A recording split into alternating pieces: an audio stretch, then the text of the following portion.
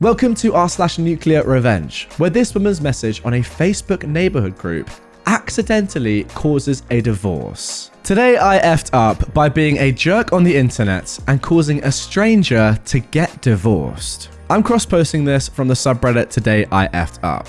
I'm really not a mean person and I genuinely felt terrible for destroying a marriage, but the lovely users over there thought I should post here, though I didn't mean for the revenge to go to this level by any means. I don't even know if I meant for revenge at all, but here we are. So, I, a 42-year-old woman, effed up big time. 2 weeks ago, on a random Thursday morning at like 1 a.m, someone started shooting off fireworks in my neighborhood. I've been having bouts of insomnia and was finally able to get to sleep, and I had to wake up at 4 a.m. for a meeting 2 hours away that I had to be at for 8 a.m. I was fuming, and so were my dogs. I love fireworks, but I think there's a time and a place. Thursday morning at 1 a.m. is not it. I posted to the neighborhood Facebook group a few hours later during a coffee break about people that set off fireworks at 1 a.m. midweek. After I make the long drive home, I check my Facebook. Some guy comments that I can't sleep because I'm a fat pig. Now, I'm chubby, but not sloppy fat. Plus, I just lost the equivalent of a fully grown male wombat, or 54 North American grey squirrels, so I feel freaking awesome about myself. Now this is where I may have really effed up. I respond to the guy, who was maybe mid to late 30s or very early 40s, about the same age group as me. I write in a comment beneath his, "Listen, guy's name, I'm sorry I had to end things, but I just didn't have the same feelings. What you're saying now is just hurtful and mean. Please stop sending me messages and commenting on my Facebook posts. It's just a pathetic way to contact me. I told you a dozen times already. We are done. It's over." The following day, I had to get to the airport for an out-of-country vacation that had me getting up early and leaving early as heck. So I don't check my Facebook during all the craziness. Also because I'm only on it sparingly. I don't live on my phone, and when I am, I'm usually on Reddit or TikTok versus Facebook. I couldn't check my Facebook even if I wanted to. I was on a cruise, and I'm not paying $25 a day for internet, and the country we visited didn't really have the greatest Wi-Fi. Besides, I was having a blast, leaving the chaos of the world behind. I signed back in on Monday night, and frick. Apparently, people took my message seriously, and they told his wife. She was freaking out at me, pleading for information. She sent me messages. Her and his friends were DMing me. He was DMing me. It was bad. The last message was the guy saying I'm a total C-word because I refused to tell the truth, and I just destroyed his life. I immediately messaged both him and his wife explaining what happened. I sent pics of me on vacation even. Timestamps. Apparently, he is a serial cheater, and when I exposed our affair, another woman exposed her affair with the husband to the wife because she was jealous that he had yet another side chick. This was the straw that broke the camel's back, because not only are there multiple affairs, but because he humiliated her with how public this was, especially me putting this in a Facebook neighborhood group. So, there is my accidental pro-revenge. Well, there we go. What a story to kick things off. I've got to say, although it was accidental, was it justified? 100% yes, in my opinion. Like, this guy is an absolute disgrace. I'm sorry, not only because of his just online abuse. I mean, why is he calling you a fat pig on Facebook? Just ridiculous. But also because he is a serial cheater anyway.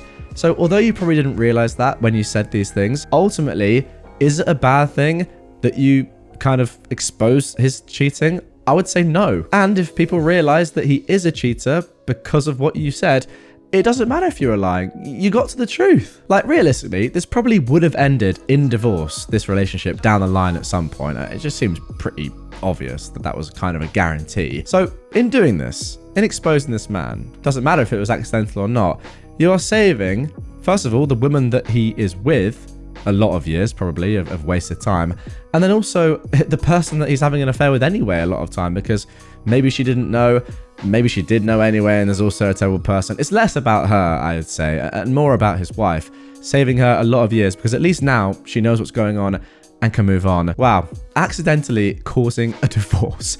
Fair play. Now moving on to our second story of revenge. Boss from hell gets what she deserves. I am a woman in my 30s, and I've been a people pleaser to a fault my whole life. I've been working in marketing for over 10 years. And over the years, I've had my fair share of bosses who were good, average, and some who sucked. There is one in particular that stood out as awful. This story is from about 5 years ago. Pamela, in her 40s, not her real name, was the VP of Marketing and Sales for a mid-sized retailer. She started at the company a few years after I did, and if rumors were true, she was the 4th pick for the position and was simply hired so the company could appease shareholders. I was a manager under her, and my whole job was to make sure the website and stores had their products merchandised properly, received all their monthly sales materials, managed advertising, set up and managed the department's budget, PM'd all department projects and operations, created reporting to reflect sales, managed presentations / creative briefs for future projects, etc. In short, I did her work and all the administrative grunt work to keep the department afloat. I managed all of this because I had access to her email and many times sent emails on her behalf to keep the department functioning. Pamela spent most of her time showing up after 10 AM, taking business lunches, and planning company parties. I don't even know why we did those, but I planned those too. I consistently questioned why she spent so much of our budget on these events when we didn't have the budget resources for any of it. Pamela told me to take from future months' budgets to pay for the current month's overspending. So at the start of every month, I had an original budget, and by the end of the month, I had to turn in an edited budget, edited under Pamela's direction, that made it look like Pamela's spending was under control. This is important for later. I definitely made mistakes here and there, being in charge of so many tasks, and constantly found myself working 12-hour days, split between being in the office and working after my kid went to bed. Weekend work was also done before my family woke up and then after they went to bed. My word. During Pamela's first major holiday season, sales were awful. Pamela kept changing her mind on the visuals for the stores, kept bringing on new advertising and PR agencies to bring in sales. All these agencies consisted of her personal friends and ignored our buying and merchandise team's planned promotions for her own better ones. At this time, I'd been dealing with an ongoing infection that turned to sepsis and was hospitalized. The doctors and my husband said it was due to the stress of work and that I needed to take a break. As I recovered, I realized how much I was hurting myself, my family, and even the company I work for. Eventually, my old habits got to me, and I got on my phone and checked mine and my boss's emails. What I found made my blood boil. First, I got a lovely bouquet of flowers from upper management wishing me well, and I knew that Pamela organized the delivery. She sent me her favorite flowers. I went to her inbox to put the receipt in the correct folder to send to accounting when I got back, and at the top of her inbox from the past 3 days were emails clearly not related to business. What I found in her emails was Pamela emailing her personal friends, grabbing about how I can't just shake off sepsis and get back to work. She also complained that she couldn't find any of my notes, spreadsheets, or documents for any of the work she was technically in charge of. They were on our shared drive labeled very clearly. Finally, I found an email she sent a friend from a previous company asking for advice on how to bring in sales and save her job. In this long thread, this old colleague asked if there was anyone managing most of the work, and of course, Pamela said I was. This colleague explained that clearly it was my mismanagement that was causing issues and that I could be blamed if sales didn't pull through by the end of the season. Pamela mentioned that I was in hospital and repeated comments from her other email thread. This person said that she couldn't outright fire me because it could seem like retaliation as I needed to take emergency medical leave. But if Pamela could prove I was stealing from the company or misusing company resources, then she would have grounds to have me fired and then use me as a scapegoat. Upon my return, Pamela called me into her office and said she was worried I was taking on too much and wanted to take work off my plate. She announced that she was taking managing the department budget off my plate. She asked me to only drop off a small stack of invoices to accounting. Additionally, Pamela told me that under no circumstances was I allowed to talk to accounting about anything regarding budgets. Also, if I had any concerns about the department or workload, I wasn't allowed to go to HR. I had to discuss it directly with her. Oh, yeah, I could see where this was going. Unfortunately for Pamela, I had built a rapport with Lois, who was our main accountant. Lois always said that she would do everything in her power to help me should I ask? Knowing this, I grabbed a stack of invoices off Pamela's desk to give to accounting. I also added the email threads that I read while I was in the hospital and the current unedited budget that Pamela hadn't touched yet for the month.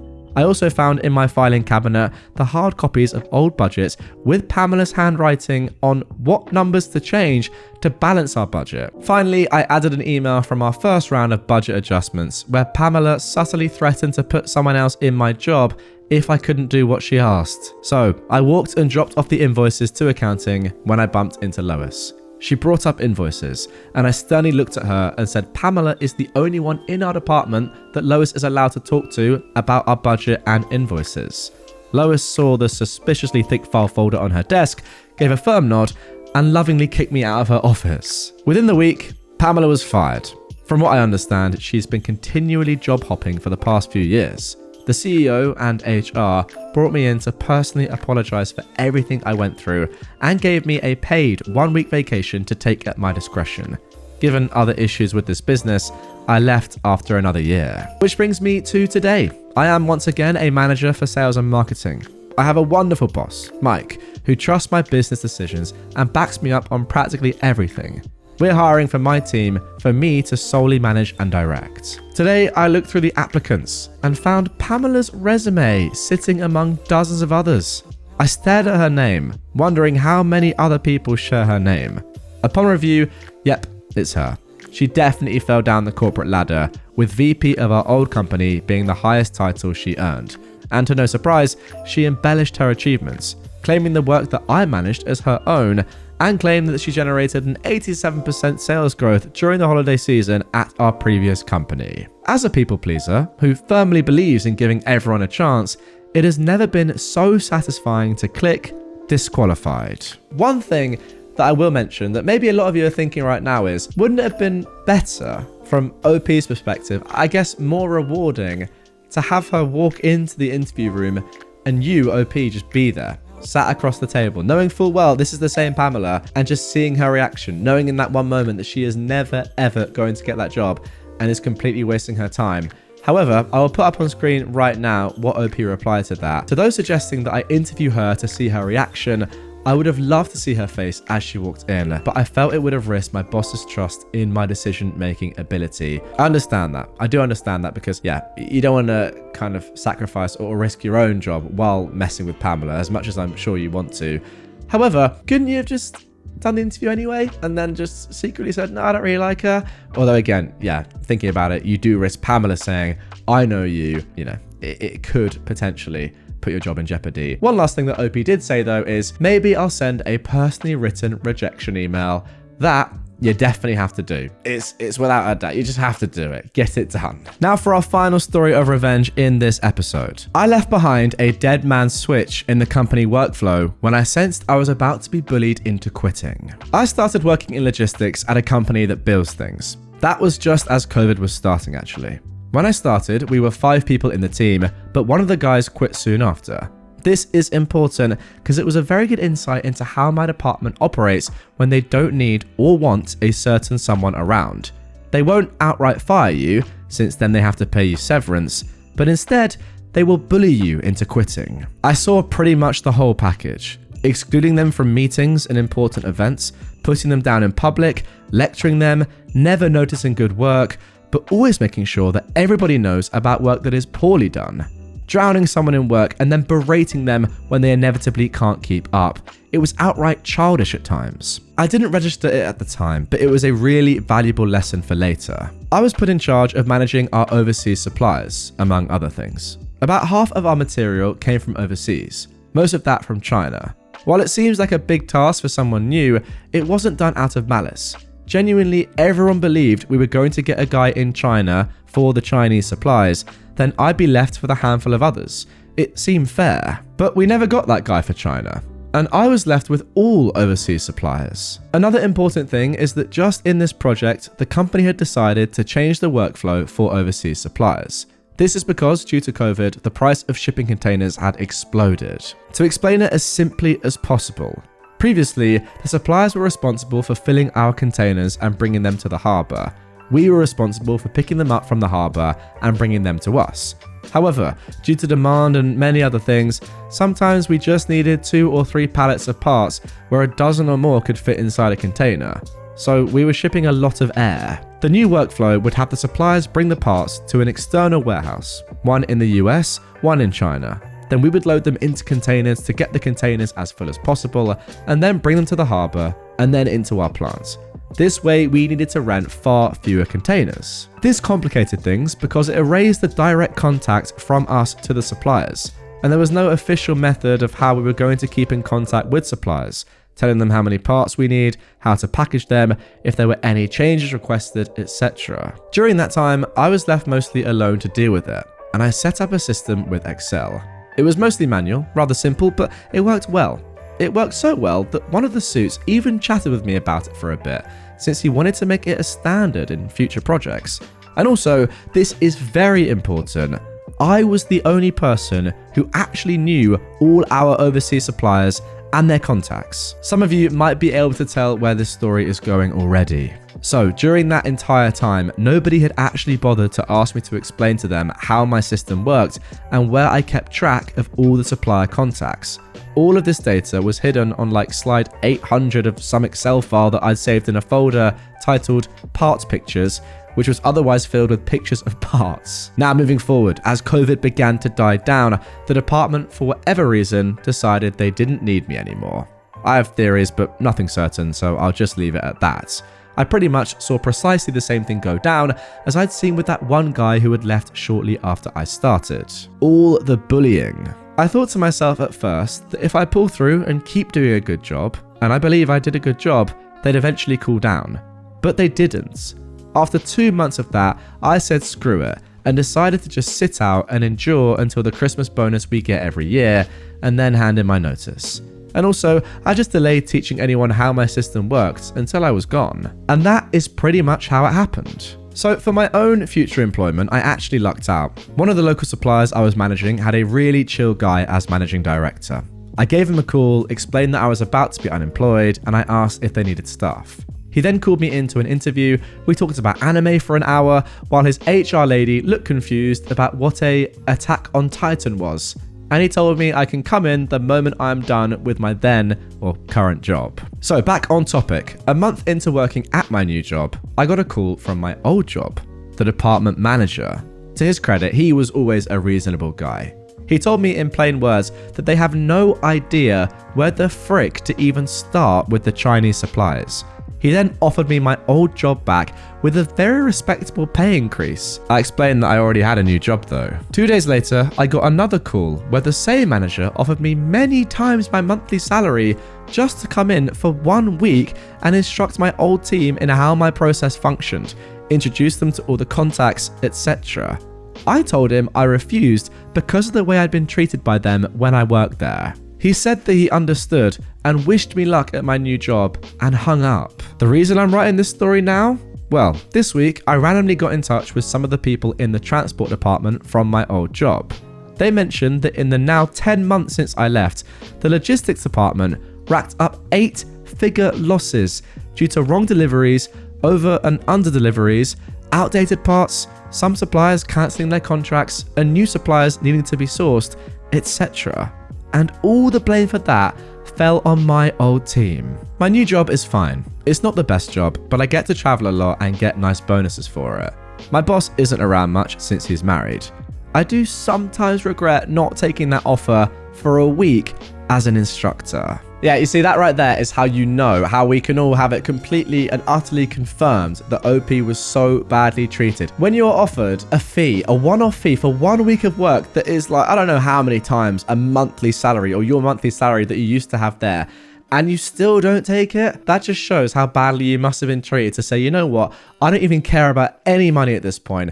I refuse to help out my ex-company in any way, shape or form, even if it's for millions and millions of dollars. I mean, yeah. Probably now you're looking back and thinking, oh, I could have done with that money. It was quite a lot for just a week of work, telling people things that I already knew. But you know what? Principle is principle. And honestly, I kind of rate it. I'm going to be completely honest. I'm not sure I could have done the same. If I was offered that much money just to do something that was that simple, even if I hated everything about a company, oh, I'd be tempted. But yeah, honestly, once again, I have to say, fair play to you for not doing it, and good revenge. You didn't even really do anything necessarily. You just refused to take loads of money and ended up costing them 8 figures. I mean, that is insane. That could be $99 million.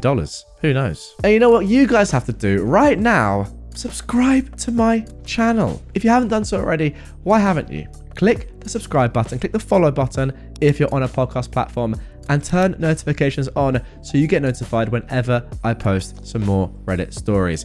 Coming at you daily. We're getting consistent now, my friends, not missing a single day, so you have Reddit stories each and every day of the week. I'm here for you guys. Notifications on, and I'll see you tomorrow.